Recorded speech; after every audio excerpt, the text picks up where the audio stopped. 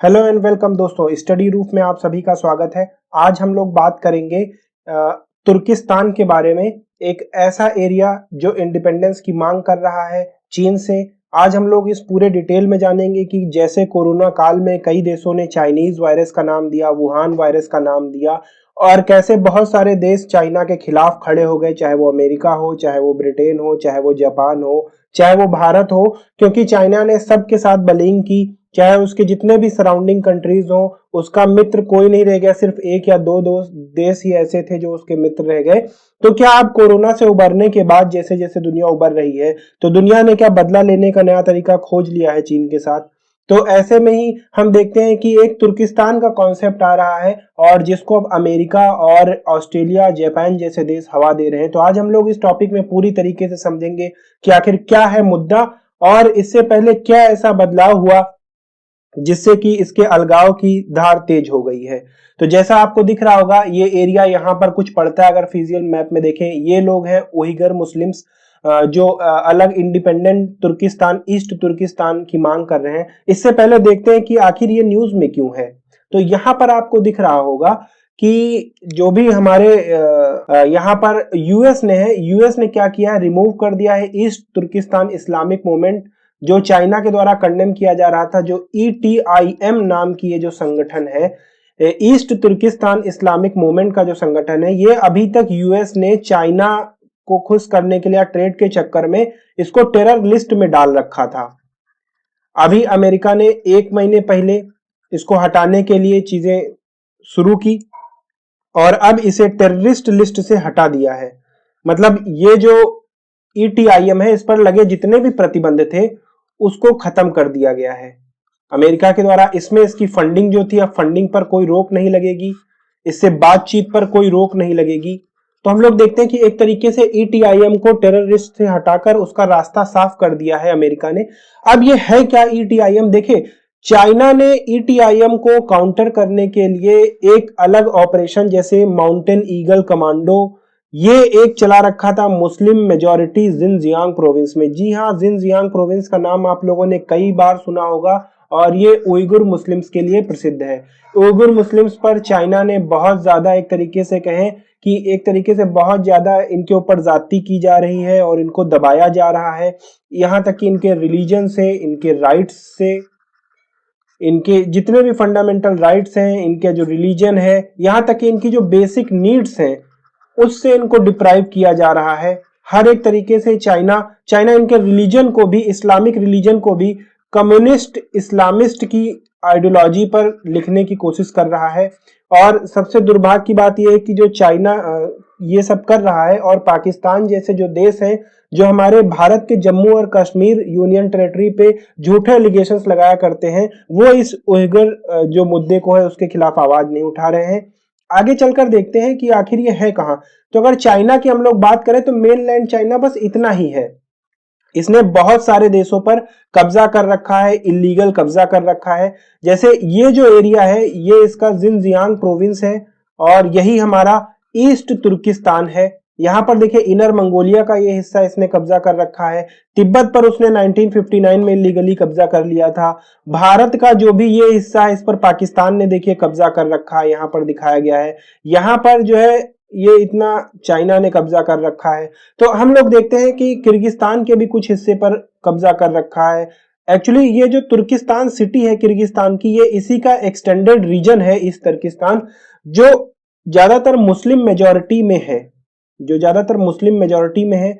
और यहां पर दो ट्राइब्स इथनिकली रहती, एक तो हांस जो चाइनीज हैं, और दूसरे हैं उइगर जो मुस्लिम हैं और टर्किश हैं।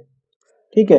तो हम लोग देखते हैं कि आखिर इस मुद्दे की शुरुआत कहां से हुई। तो देखिए, जिनजियांग एक ऑटोनोमस रीजन है जो PRC ने एस्टेब्लिश किया। ये तकरीबन 16 लाख किलोमीटर स्क्वायर के क्षेत्र में फैला हुआ है, और ये Russia, Mongolia, Kazakhstan, Kyrgyzstan, Tajikistan, Afghanistan, Pakistan और इंडिया के कुछ हिस्सों पर, मतलब इतने देश के जो हिस्से हैं, इनके हिस्से को काट कर धीरे धीरे जमीन इलीगल तरीके से हड़प कर चीन ने अपने में मिला लिया है।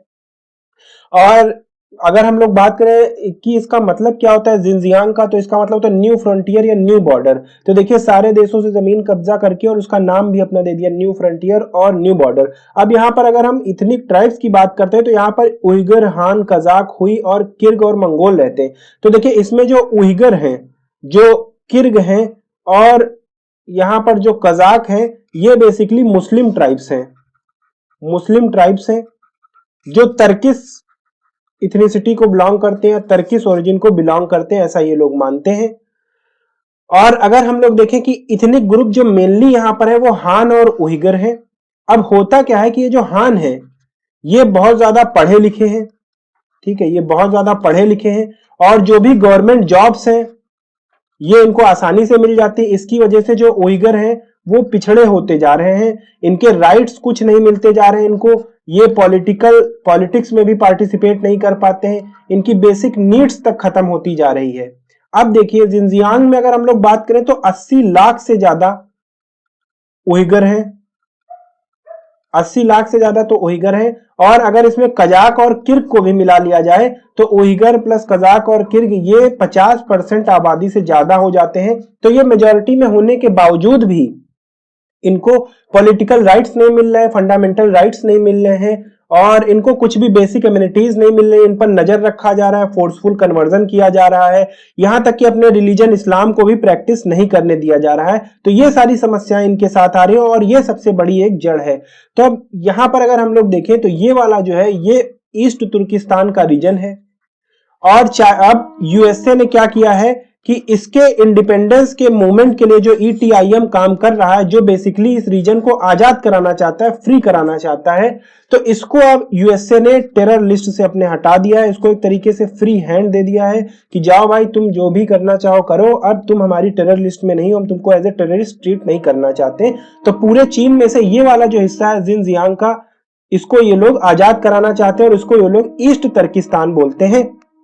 अब कॉन्फ्लिक्ट विद चाइना की बात करें तो सेम वही सारी चीजें आ जाती हैं। देखिए चाइना बार बार क्या करता है, प्रतिबंध लगा रहा है, चाइना बार बार प्रतिबंध लगा रहा है, यहां तक कि रमजान पर नमाज पढ़ने पर प्रतिबंध उसने लगा दी, लाउड स्पीकर पर आजान देने के लिए प्रतिबंध लगा दिया है इसने, और कुरान को भी अपने हिसाब से वो मैनिपुलेट कर रहा है। तो ये सारी चीजें, यही सारी चीजें इसमें लिखी हैं। और देखिए जो चाइना का डेवलपमेंट है वो बहुत ज्यादा इस एरिया में अब वो कर रहा है और इन लोगों पर प्राइवेसी का खतरा बन गया, हर जगह इनकी निगरानी हो रही। तो ये सारे जो मुद्दे हैं ये कॉन्फ्लिक्ट खड़ा कर रहे हैं चीन के साथ। कौन कौन से मुद्दे एक बार और देख लेते हैं। देखिए नमाज पढ़ने पर प्रतिबंध लगा रहा है, आजान करने पर प्रतिबंध लगा रहा है, लाउड स्पीकर पर आजान करने पर प्रतिबंध लगा रहा है, कुरान को अपनी तरीके से मॉडिफाई कर रहा है। चाइना जो है इस एरिया में डेवलपमेंट बहुत ज्यादा कर रहा है और इनकी प्राइवेसी के लिए खतरा बन गया, जगह जगह पर कैमराज उसने लगा दिए हैं और कैमरा से इनकी हर एक प्राइवेट, यानी ये जो अगर बाथरूम भी जाते हैं तो उसकी भी निगरानी की जाती है। तो आप समझिए इनका जो प्राइवेट स्पेस है वो एकदम खत्म हो गया है और ऐसे में कुछ भी नहीं कर रहे हैं, इनके पास जॉब्स भी नहीं है, इनके पास पॉलिटिकल पावर्स भी नहीं है, कोई इनकी आवाज उठाने वाला भी नहीं है और इंटरनेशनल मीडिया इनकी आवाज को दबा दे रहा है।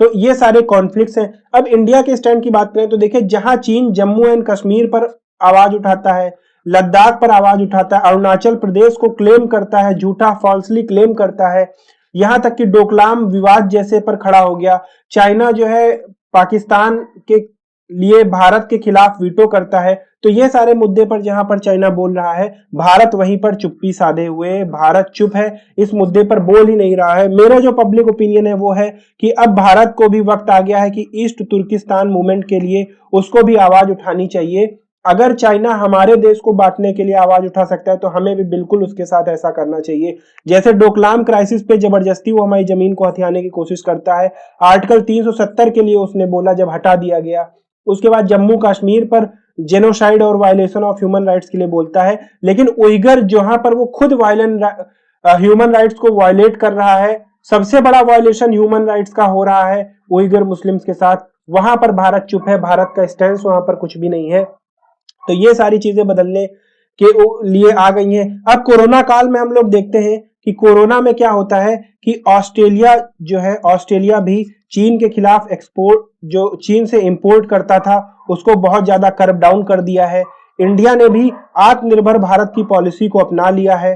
और अमेरिका जो है वो तो चीन से ट्रेड वॉर में है और चाइना से ट्रेड वॉर में है। हालांकि कोई पैक्ट साइड करना चाह रहा है लेकिन ट्रेड वॉर में है। साथ साथ यूएसए ने जो ईटीआईएम है इसको भी टेरर लिस्ट से हटा दिया है और एक तरीके से कह दिया कि आप अपने आजादी का मूवमेंट चलाएं और आप हमारे लिए कोई भी फर्दर टेररिस्ट नहीं, हम आपकी किसी भी फंडिंग को रोकेंगे नहीं। ये सारी चीजें उसने बताई हैं। तो यहां पर हम देखेंगे कोरोना के बाद ये जो सारे मुख्य देश है, जैसे जापान है, तो जापान के साथ अभी हाल ही में एक अभी जापान के जो आइलैंड्स है जिस पर जापान अपना क्लेम करता है, पार्सल आइलैंड्स, तो पार्सल आइलैंड पर अभी चीन की एक मिसाइल आकर गिरी थी, टेस्ट कर रहा था।